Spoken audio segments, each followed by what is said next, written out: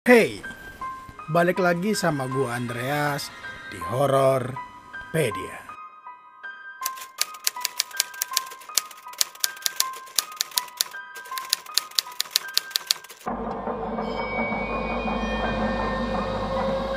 Jadi kali ini gua akan membawakan sebuah cerita yang bertemakan pesugihan. Gue dapat cerita ini dari DM dan minta dibahas di Hororpedia on TikTok.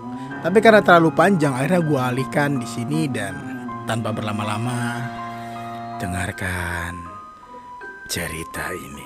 Sebelum gue memulai ceritanya, marilah kita bersama-sama untuk klik tombol subscribe dan juga lonceng notifikasinya. Biar gue semangat membuat konten-konten seperti ini di YouTube dan bahkan membuat hal-hal lebih menarik lagi di YouTube setiap Budi Fitbar. Cerita ini berlatar di Jember pada tahun 2017, di mana ada seorang ibu yang bernama Anissa. Anissa ini merupakan seorang ibu dari 3 orang anak dan memiliki suami bernama Fuad. Fuad bekerja sebagai buruh tani dan juga serabutan. Jadi setiap ada tetangga ataupun orang-orang minta tolong, dia pun bekerja.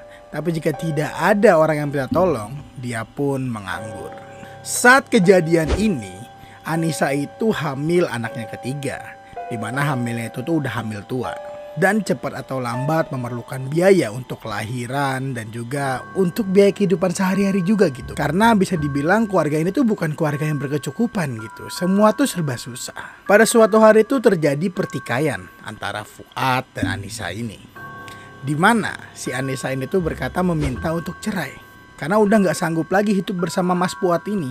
Dikarenakan terus kurangnya ekonomi dan juga sering terjadi KDRT ketika si ibu Anissa ini meminta uang belanja kepada Mas Fuad ini. Saat Anissa ini tuh meminta cerai kepada Mas Fuad ini, Mas Fuad ini pun ngamuk dan ingin memukul Anissa. Seketika Anissa pun berkata, "Pukul mas, pukul, bunuh sekalian anak yang berada di kandunganku ini, agar dia tidak merasakan hidup susah yang kualami sekarang."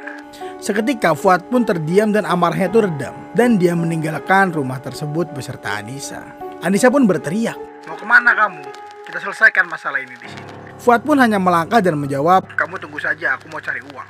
Jadi sebelum tragedi perkelahian ini tuh Fuad tuh disarankan oleh temannya untuk pergi ke salah satu hutan yang ada di daerah Jawa Tengah untuk mencari pesugihan dengan menumbalkan ayam cemani dan juga beberapa sajen.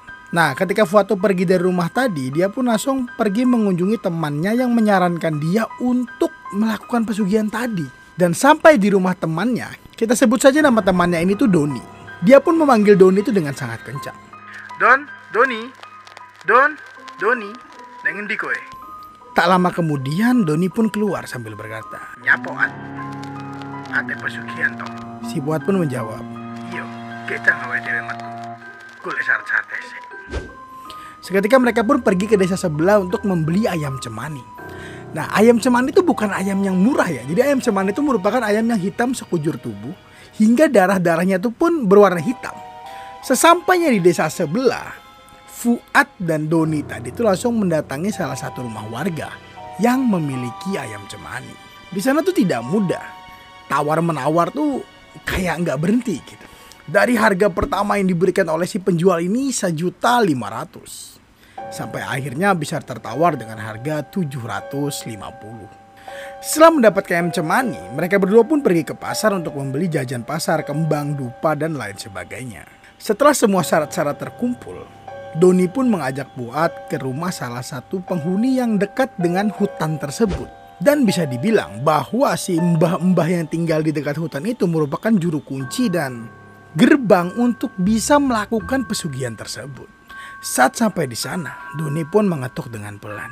"Tak, tak, tak. Nyuwun sewu, Mbah. Tak, tak, tak. Nyuwun sewu. Kula Doni." Seketika pintu itu tuh terbuka dengan sendirinya. Doni dan Fuad pun memasuki rumah gubuk itu perlahan dan sambil berkata, "Kula nuwun." Si mbah tadi itu mempersilahkan masuk. Bahkan si mbah tadi itu sudah kayak nggak kaget gitu, kayak udah biasa banget kalau bakal pesugihan nih gitu. Jadi si mbah ini langsung tanya, "Syaratnya wes lengkap toh?" Dan si Fuad pun jawab, "Jeh mbah, sampun." Setelah itu pun si mbah tadi mengajak Doni dan Fuad nih ke salah satu sungai bisa dibilang kayak sungai kecil yang banyak batu-batunya gitu, untuk pergi mandi menggunakan air kembang. Jadi di sini yang mandi itu cuma Fuad ya, Doni nggak ikut mandi, Doni cuma menemanin gitu. Sesampainya di sungai, si Fuad ini pun langsung dimandikan oleh Mbah tadi. Kita sebut saja Mbah Kardi. Mbah Kardi tadi pun membacakan Jopa Jampi dengan dikelilingi dupa, serta lilin-lilin kecil gitu memandikan Fuad dengan bacaan-bacaan Jawa. Nah setelah ritual tadi itu selesai, si Mbah Kardi ini langsung menyuruh Fuad itu untuk menggunakan jari ataupun apa sih namanya tuh ya, kain khas Jawa gitu lah, untuk menutupi bagian perut ke bawah. Dan Fuad dilarang menggunakan pakaian apapun. Fuad pun digiring dan dibawa masuk ke hutan tersebut sampai bertemu sebuah pohon besar yang diberi nama Pohon Gendewo. Simbah pun langsung mempersiapkan apa saja yang diperlukan gitu. Jadi Simbah ini menaruh tampah besar, memasukkan bunga, jajan pasar, dan juga hal-hal pernak-pernik lain untuk ritual pesugihan ini. Setelah itu siap, Mbah ini menyalakan dan menyembelih ayam cemani tersebut, dan darahnya tuh disiramkan ke pohon besar tersebut. Kalimat yang terdengar dari telinga Fuad hanya, "Iki enten bocah, nate golek kekayaan. Mengke sisane terserah sampean, nate diapake, nate njaluk nopo." Ya, pokoknya kayak gitulah. Nah setelah itu Mbah Kardi ini pun langsung membisikkan sesuatu ke telinga Fuad ini. Mbah Kardi berkata, "At, tak tinggal sik. Engko lek wis matahari ketok, kowe balian yang bubuk. Kowe merem topo neng kene, ojo obah, ojo ngombe, ojo mangan, ojo nguyu, ojo ngising.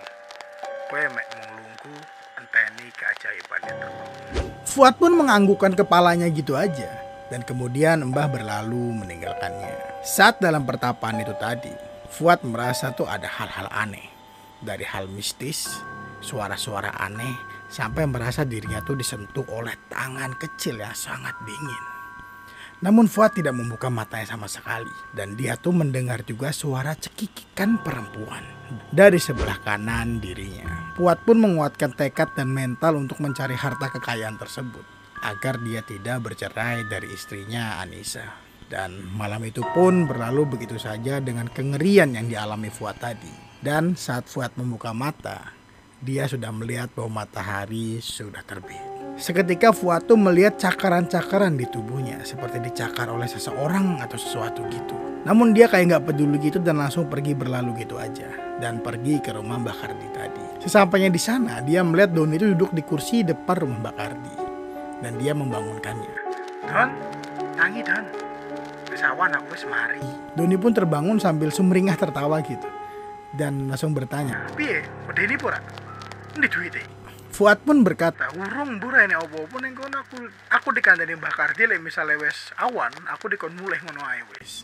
Nah, kemudian Fuad ini pun mengetok pintu rumah Mbah Kardi tadi dan membukanya.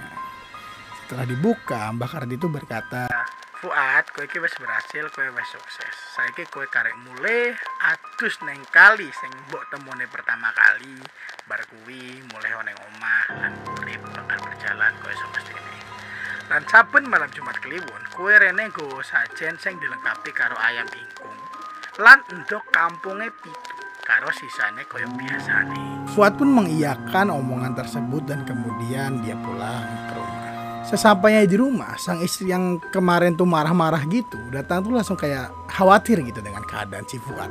Kayak, "Pengen dia itu mas, kok orang ngabari gak pamit bla bla bla bla bla," dan percakapan seperti itulah. Dan 3 jam dari saat itu, Fuad tuh menemukan sebuah kresek berisi uang ratusan ribu sangat banyak, tepat di bawah ranjang tempat tidurnya.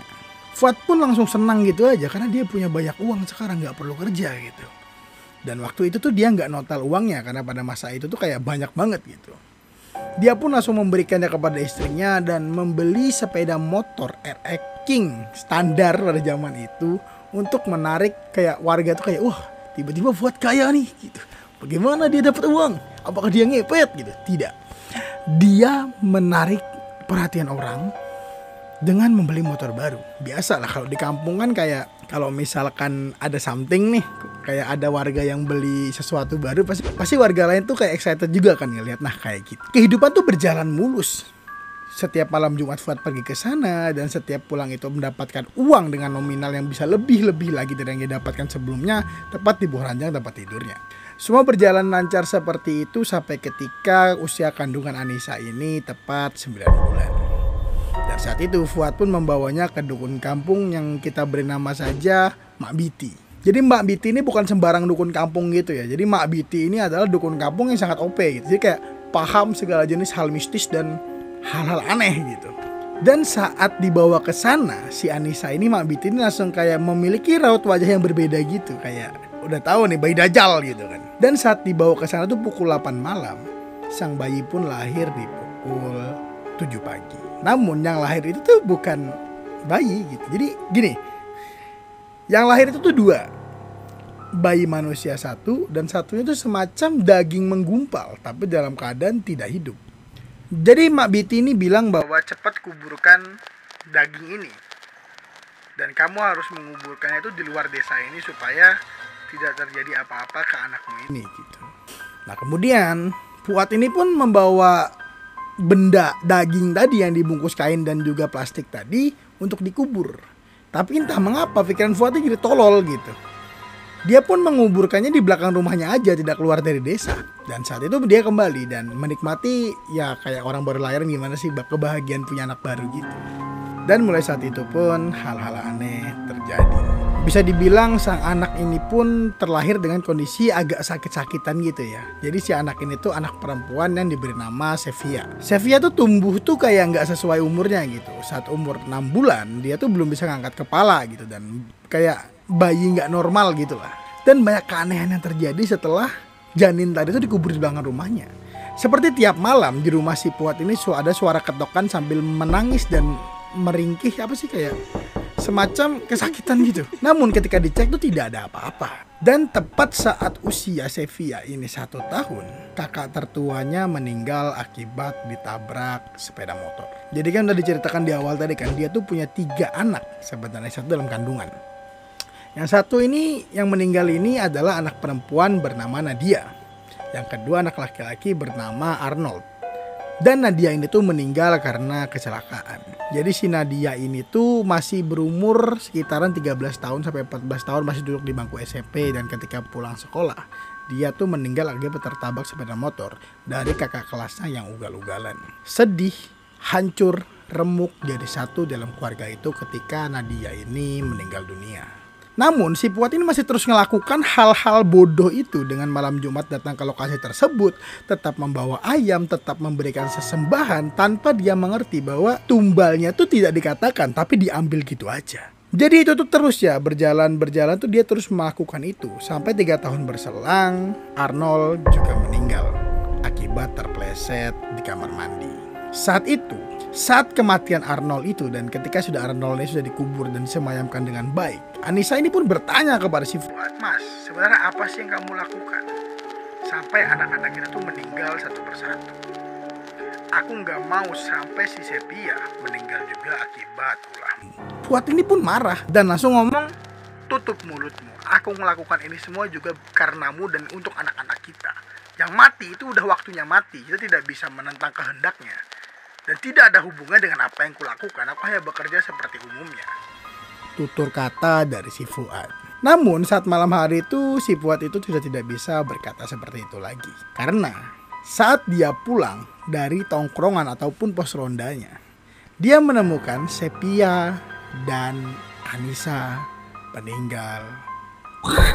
Nah jadi saat kematian Anissa dan juga si Sevia ini tuh tidak dijelaskan secara rinci karena si pengirim cerita ini merupakan tetangganya, bukan Fuad ataupun orang yang benar-benar dekat sama mereka gitu loh. Jadi mereka tuh tahu karena saat ini keadaan si Fuad tuh udah menjadi ODGJ, udah nggak normal dan masih tinggal di kampung tersebut hingga saat ini. Selalu ngelantur dan selalu menanyakan di mana keberadaan anak dan istrinya. Dan ketika tepat jam 11 malam, dia tuh selalu menangis dan berkata bahwa Mbah Kartis yang salah. Tapi nggak ada yang bisa mengobatin dia gitu. Sudah pernah dicarikan dukun, sudah pernah dicarikan orang pintar buat dia diruqyah dan hal-hal lain. Dia tetap kembali menjadi ODGJ lagi. Dan katanya rumah yang di tempatnya itu kerap kali sampai sekarang tuh terdengar suara jeritan, rintihan, bahkan kesakitan dari dalam rumah tersebut. Dan bisa gue bilang rumah tersebut tuh ada, tapi nggak ditempatin, bahkan disembunyikan keberadaannya oleh warga. hingga saat ini. Jadi overall ceritanya tuh kayak cerita hidayah malah ya, bukan horor gitu. Cuman gue bawakan di sini ya mungkin saja ini bisa membantu kita dan menyadarkan tentang kalau mau kaya tuh jangan yang instan gitu, harus berjuang gitu. Mungkin bisa kaya instan tapi akhirnya bakal kaya si Fuad ini. Terus kabar si Doni gimana? Si Doni itu setelah mengantarkan si Fuad itu tuh udah pindah desa dan tidak ada lagi di desa tersebut dan tidak pernah terlihat hingga saat ini.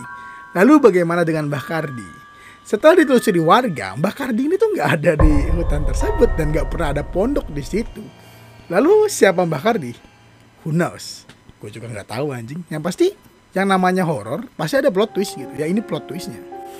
Ya terima kasih buat pengirim cerita ini ya. Semoga kamu suka karena saya bawakan di YouTube bukan di TikTok. Jadi buat keseluruhan ceritanya keren, mantap dan cukup gila untuk dipahami. Jadi mungkin kita tutup sampai di sini. Dukung gua sebagai konten kreator terhoror Sebima Sakti.